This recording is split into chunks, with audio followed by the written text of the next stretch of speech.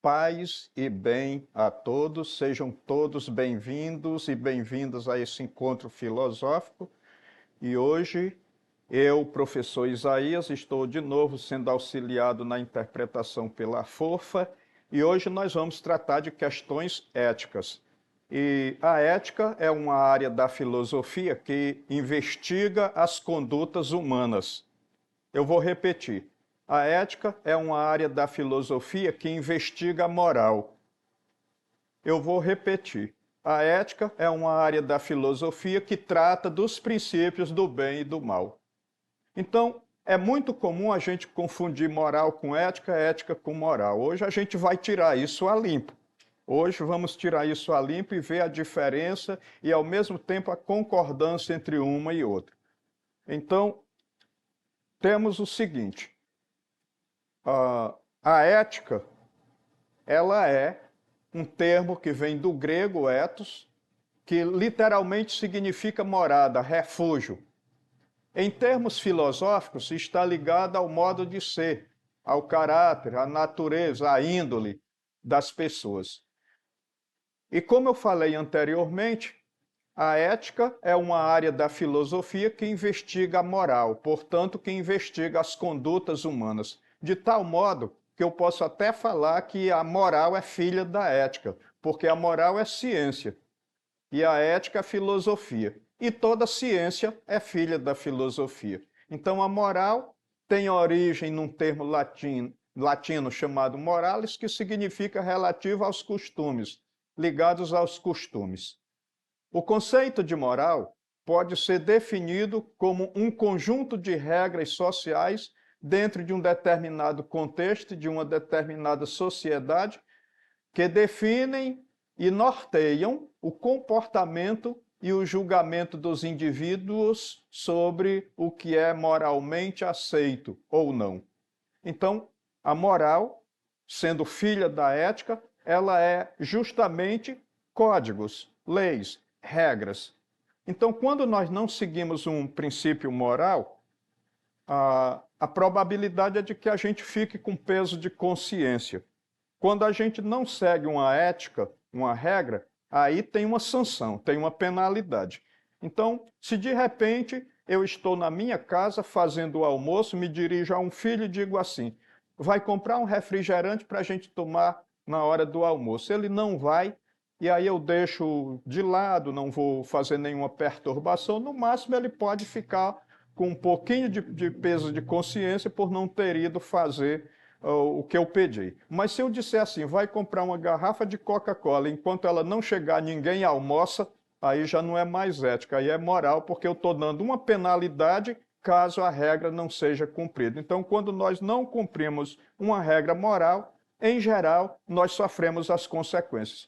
Portanto, eu gosto de dizer sempre que nós temos 3 passos para uma tomada de decisão moral bem acertada. Qual é o primeiro? Seguir a voz da consciência. Qual é o segundo? Seguir a voz da consciência iluminada pela lei. Qual é o terceiro? Seguir a voz da consciência iluminada pela lei, atento às circunstâncias. Ou seja, quando a gente tem boa índole, bom caráter, a consciência é para quem acredita a voz de Deus falando dentro de você. Agora, nós precisamos das regras também. Então, quando eu vejo o sinal vermelho no trânsito, eu devo parar o carro, se eu estiver dirigindo um carro.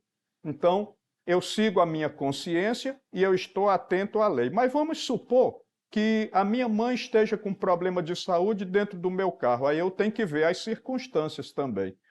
O sinal ficou vermelho, mas é na cidade de Osasco, em São Paulo, e é 4 horas da manhã, não vai dar para passar. Eu vou acabar de matar a minha mãe. Agora, é na cidade de Rio Branco, 4 horas da manhã? Bom, aí eu já tenho que ver, porque talvez dê para passar. Se for numa cidade menor do que a cidade de Rio Branco, onde o trânsito é tranquilo 4 horas da madrugada, dá para passar. Então, seguir a voz da consciência, seguir a voz da consciência iluminada pela lei, seguir a voz da consciência iluminada pela lei atenta às circunstâncias. São os 3 passos para a gente tomar uma decisão moral bem acertada. E não tente fugir disso, porque o caminho é esse. Só temos esse caminho. Bom, então, a moral está ligada ao padrão cultural vigente, estabelecendo regras, determinando condutas na sociedade. Portanto, a moral depende do momento histórico.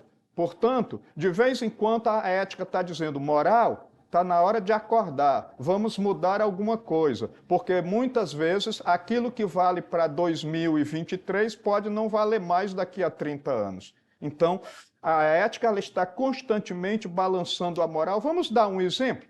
A questão da idade penal. É certo a idade aos 18 anos? Bom, num Brasil onde 1/3 dos crimes são cometidos por quem tem menos de 18 anos, pode ser que tenha que ser revista. Eu não estou dizendo que tenha que aumentar ou diminuir a idade penal. Eu estou dizendo que a gente precisa rever. A ética está pedindo para a moral rever essa lei constantemente, para ver se mantém aí aos 18 anos, se reduz ou se aumenta a idade penal. Essa que é a verdade. Bom, então, temos aí uma diferença entre ética e moral para que a gente daqui para frente não confunda mais as coisas e para que a gente chegue no Enem afinado com isso aí. Então, qual é a primeira coisa a respeito da ética? A ética é um conjunto de princípios e a moral é um conjunto de regras, são códigos de conduta. Então, a ética é princípio, a moral é uma conduta específica. A ética é permanente, a moral é provisória, ela é temporária, depende do tempo e depende da cultura. A ética ela é universal, a moral é cultural. Por exemplo, o respeito pela vida é universal, é um imperativo categórico, segundo Immanuel Kant. Agora, como é que eu vou respeitar a vida? Aí a moral vai definir como é que nós vamos respeitar a vida em cada lugar. O respeito pela liberdade. O respeito pela liberdade também é universal. É uma lei universal, é um imperativo categórico. Agora, como é que eu vou definir o que é ser livre e o que não é ser livre? Aí cada cultura vai se encarregar de fazer isso, e aí já tem tudo a ver com a questão moral. Bom, então, a ética é regra, a moral é conduta dessas regras, né? A ética é teoria, a moral é prática. Ética é reflexão, moral é ação. A ética trata do bem e do mal, a moral trata do certo e do errado. Qual é a diferença? A diferença é que bem e mal são teorias, certo e errado são questões práticas. Então, daqui para frente, não é mais admissível que a gente possa confundir ética e moral. Nós sabemos que existe uma afinidade muito grande entre a ética e a moral, mas elas não são exatamente a mesma coisa. Agora, aético significa a ausência completa de ética. Então, é aquele que não segue princípios, que não tem princípios. Antiético é aquele que se opõe à ética, que se torna contra a ética. Amoral significa ausência de regras, ausência de moral. E a amoral, imoral, significa o contrário da moral, é aquele que combate as regras. Lembrando que diante das regras nós temos 3 possibilidades. Primeiro, a anomia. O que é a anomia? Não cumprir as regras. Então, a primeira coisa é a anomia. Eu pratico a anomia quando eu não cumpro as regras. Uma sociedade anômica, ela tende até a desaparecer, segundo Emile Durkheim. Bom, e aí nós temos, além dessa primeira questão, né, nós temos depois um segundo momento, que é a heteronomia. Então, quando a gente age pela heteronomia, significa que a lei está fora da gente. A gente cumpre porque é obrigado. Mas aí nós temos o terceiro ato, que é a autonomia. A maior expressão de liberdade é fazer com alegria aquilo que deve ser feito, dizia Immanuel Kant. Então, anomia, ausência de lei. Heteronomia, lei externa. E autonomia, lei interna. Não é bonito? Então, é desse jeito que a gente precisa levar em frente as nossas condutas, aquilo que pensamos e principalmente aquilo que fazemos. Bom, Então, agora, nós temos aqui o coração da aula de hoje. Aristóteles, ele classificou aí, se não me engano, 7 virtudes que nós temos aí. Para cada virtude existe uma paixão, eu não vou falar de todas as paixões, não é? Mas para cada virtude, nós temos um vício por excesso, um vício por exagero e um vício por deficiência, que é um vício por falta. Uma hora eu vou usar a palavra deficiência, outra hora eu vou usar a palavra, né, deficiência ou falta, uma das duas. Bom, então a primeira virtude é chamada de força, também chamada de coragem e também chamada de fortaleza. Aí eu coloquei no meu escrito a coragem e fortaleza, que são sinônimos aí. Agora, qual é a paixão da coragem? O medo. A paixão da coragem é o medo. Agora, qual é o vício por excesso? É a afoiteza, é a pessoa ser afoita, é a temeridade. E qual é o vício por deficiência? A covardia. Então, coragem é a virtude, temeridade é o vício por excesso e covardia é o vício por falta, o vício por deficiência. Agora, nós temos aí uma segunda virtude, que é a moderação. Aí eu coloquei com um nome que pode cair no Enem, chamado temperança. Então, qual é o vício por excesso? A intemperança, a volúpia, a arrogância. Aquelas pessoas que são extravagantemente arrogantes, não é? Bom, e qual é o vício por deficiência? A insensibilidade. Às vezes você está vendo uma pessoa acidentada, em vez de chamar o socorro, vai atirar foto para postar nas redes sociais. Isso é falta de sensibilidade. Bom, aí nós temos uma outra virtude, a terceira virtude, que é a liberalidade. A liberalidade, ela é uma virtude cuja paixão são as riquezas, os bens materiais, o dinheiro. Então, a liberalidade é a virtude. Qual é o vício por excesso? A prodigalidade. Todo mundo conhece a história do filho pródigo lá na Bíblia. Aquele que pegou o dinheiro do pai, a metade do dinheiro, gastou tudo, voltou para casa sem nada. Então, a prodigalidade é a atitude de quem gasta mais do que aquilo que tem para gastar. Tem gente que compra o que não precisa com dinheiro que não tem para mostrar para quem não quer ver. Bom, e aí nós temos o vício por deficiência, que é justamente a mesquinhez, a avareza, aquela pessoa que muitas vezes passa fome porque não quer gastar R$ 5 para comprar um pequeno lanche, ou não quer gastar o dinheiro que tem para não desinterar o dinheiro. Então isso é avareza, mesquinhez. Aqui no popular aqui da nossa região, a gente chama isso de mão de vaca, não é? Então, muita gente já escutou essa expressão ligada à avareza, à mesquinhez. Agora, uma quarta virtude é a grandiosidade. Aqui eu coloquei como magnanimidade, mas a gente tem que colocar tudo aquilo que pode cair no Enem. Então, qual é o vício por excesso? É a vaidade, que eu nem vou explicar aqui. E qual é o vício por deficiência? É a humildade indevida, aquele que se acha humilde demais, que não é capaz de nada. Bom, depois nós temos uma outra virtude, que é a quinta virtude aí, que é a calma, também chamada de mansidão. Qual é o vício por excesso? É ser impulsivo, a irascibilidade. Então, quando a gente é impulsivo, não deixa ninguém quieto, incomoda todo mundo. E qual é o vício por deficiência? É a pacatez, é aquele que parece que morreu e esqueceu de cair. Então, é aquele que não incomoda ninguém, que tenta passar despercebido. Bom, a sexta virtude é a veracidade ou franqueza.